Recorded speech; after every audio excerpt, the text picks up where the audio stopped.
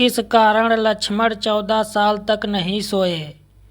पौराणिक कथा के अनुसार रामचंद्र जी को जब उनके पिता दशरथ राजपाट सौंपने वाले थे, तभी उनकी दूसरी पत्नी कैकेयी को उनकी दासी मंथरा ने खूब भड़काया।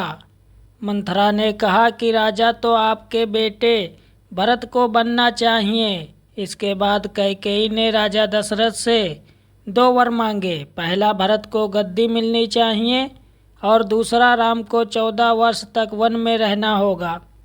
राजा दशरथ को अपनी पत्नी के वर पूरे करने पड़े। जब रामचंद्र जी वनवास के लिए अयोध्या से निकले, तब लक्ष्मण जी ने भी उनके साथ जाने की इच्छा जाहिर की।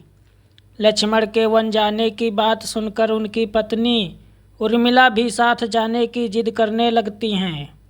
तब लक्ष्मण अपनी पत्नी उर्मिला को समझाते हैं कि वह अपने बड़े भाई और माँ समान भाभी सीता की सेवा करने के लिए जा रहे हैं। अगर तुम वनवास में साथ चलोगी तो मैं ठीक तरह से सेवा नहीं कर पाऊंगा। लक्ष्मण के सेवा भाव को देखकर उर्मिला साथ जाने की जिद छोड़ देती हैं और महल में ही रुक जाती हैं।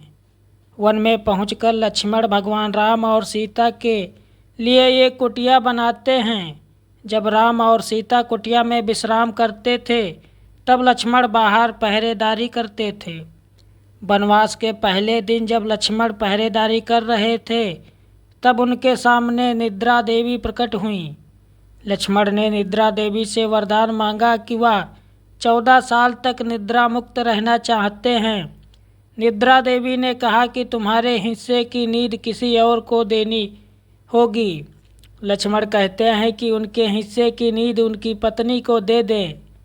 इस कारण लक्ष्मण 14 साल तक नहीं सोए और उनकी पत्नी उर्मिला लगातार 14 वर्ष तक सोती रहीं।